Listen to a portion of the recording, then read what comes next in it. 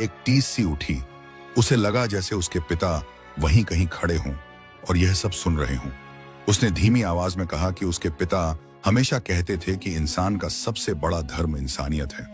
अगर किसी की तकलीफ समझ में आ जाए तो उसे नजरअंदाज करना पाप होता है।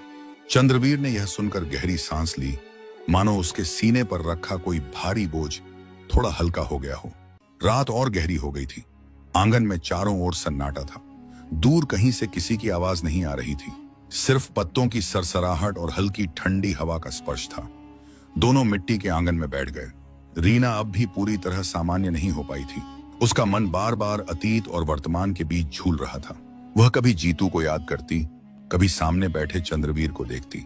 उस रात दोनों की आंखों में नींद नहीं थी, लेकिन मन में एक अजीब सी शांति थी, जैसे किसी अधूरे सच ने आज पूरा रूप ले लिया हो। धीरे धीरे पूरब की ओर आसमान का रंग बदलने लगा। रात की स्याही हल्की होने लगी। चंद्रवीर ने कहा कि अब उसे उदयनगर जाना होगा। उसका मन बेचैन था। उसे नहीं पता था कि उसके पिता जीवित हैं या नहीं, लेकिन यह जानना उसका कर्तव्य था। उसने रीना से कहा कि वह अकेला नहीं जाना चाहता। उसने कहा कि जिस हाथ ने उसे मुक्त किया है वही हाथ उसके साथ चले, क्योंकि वही उसके जीवन का सबसे सच्चा सहारा है। रीना कुछ देर चुप रही। उसकी आंखों के सामने उसकी झोपड़ी, उसके पिता की स्मृतियां और उसका अब तक का जीवन घूम गया।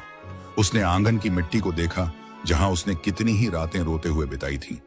लेकिन फिर उसे अपने पिता की आवाज याद आई, डर से भागना नहीं, सच का साथ देना। उसने गहरी सांस ली और धीरे से सहमति में सिर हिला दिया। दोनों ने गांव छोड़ दिया। सुबह की हल्की रोशनी में पगडंडियां साफ दिख रही थी। खेतों से ओस की महक आ रही थी। जंगल के रास्तों पर चलते हुए रीना कई बार थक गई, लेकिन चंद्रवीर हर बार रुक जाता। उसे पहली बार ऐसा लगा कि जीवन में कोई है जो उसके साथ कदम से कदम मिलाकर चल रहा है। चलते चलते रास्ता लंबा होता गया। सूरज अब ऊपर चढ़ आया था और उसकी किरणें खेतों पर सुनहरी चमक बिखेर रही थीं। पगडंडी पर चलती रीना के मन में तरह तरह के विचार उठ रहे थे। उसका पूरा जीवन आंखों के सामने घूम रहा था। मां का जाना, पिता का संघर्ष, जंगल की मेहनत, अकेली रातें और फिर अचानक यह सब कुछ। वह कभी आगे देखती, कभी पीछे मुड़कर उस दिशा को देख लेती जहां उसका गांव था।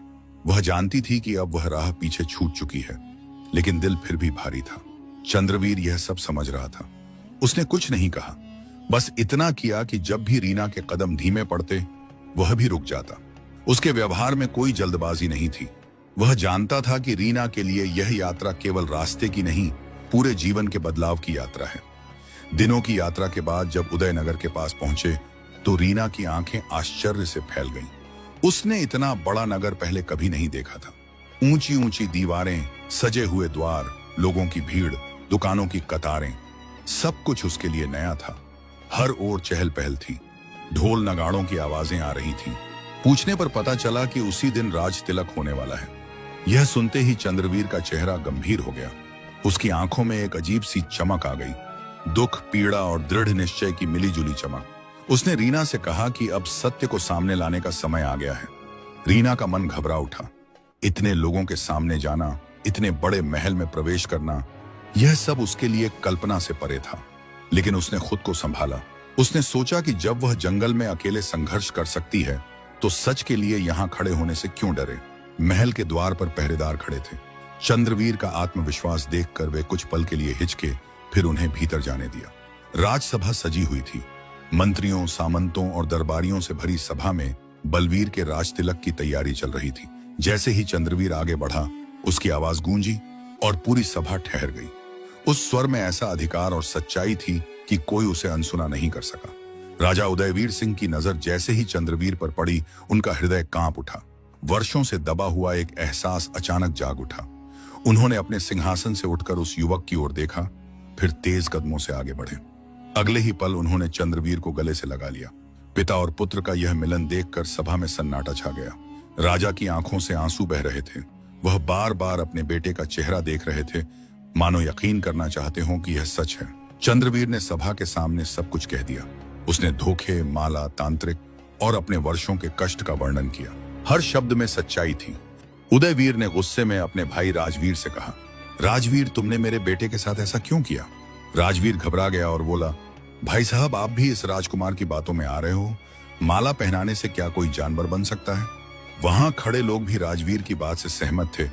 माला से किसी का रूप कैसे बदल सकता है? तभी चंद्रवीर बोला, पिताजी आप यह माला चाचा जी को पहनाओ तो पता चल जाएगा कि सच क्या है। जैसे ही यह बात राजवीर ने सुनी, वह घबरा गया और कहने लगा, भाई साहब यह सब गलत है, मैं यह माला नहीं पहन सकता। फिर वहां से जाने लगा। तभी राजा ने सैनिकों को आदेश दिया कि राजवीर को पकड़ लिया जाए। सैनिकों ने राजवीर को पकड़ लिया। फिर राजा ने वो माला राजवीर को पहना दी।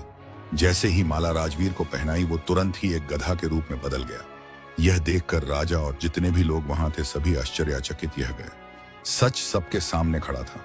राजा उदयवीर सिंह ने न्याय किया। उन्होंने आदेश दिया कि राजवीर को उसी अवस्था में जंगल में छोड़ दिया जाए और माला कभी न उतारी जाए। बलवीर को राज्य से निष्कासित कर दिया गया। सभा में उपस्थित हर व्यक्ति ने राजा के निर्णय को स्वीकार किया। यह न्याय वर्षों की पीड़ा का अंत था। इसके बाद चंद्रवीर ने रीना का हाथ पकड़कर उसे आगे बुलाया। उसने सबके सामने कहा कि यही वह स्त्री है जिसने बिना किसी स्वार्थ के उसे मुक्त किया, जिसने संघर्ष में भी मानवता नहीं छोड़ी। उसने राजा से अनुमति मांगी कि वह रीना से विवाह करना चाहता है। रीना का सिर झुक गया। उसका हृदय जोर जोर से धड़क रहा था। राजा उदयवीर सिंह ने रीना को ध्यान से देखा। उसकी आंखों में सादगी, साहस और सच्चाई थी। उन्होंने मुस्कुराकर इस विवाह की स्वीकृति दे दी। महल में उत्सव का माहौल छा गया। फूलों से सजावट हुई, दीप जलाए गए, पूरे नगर में खुशी फैल गई। विवाह बड़े धूमधाम से संपन्न हुआ। रीना, जिसने कभी झोपड़ी से बाहर बड़े सपने नहीं देखे थे, आज राजमहल में सम्मान के साथ खड़ी थी। लेकिन उसके भीतर वही सादगी थी। उसने कभी अपने अतीत को नहीं भुलाया। उसने अपने पिता को मन ही मन प्रणाम किया और महसूस किया कि उनकी सीख ही उसे यहाँ तक लाई है। कुछ समय बाद चंद्रवीर को राजा घोषित किया गया। उसने राज्य का शासन न्याय, दया और सच्चाई के साथ संभाला। रीना ने रानी बनकर भी गरीबों और जरूरतमंदों का ध्यान रखा। उसने महल में रहते हुए भी वही सरल जीवन अपनाया जो उसने अपने पिता से सीखा था।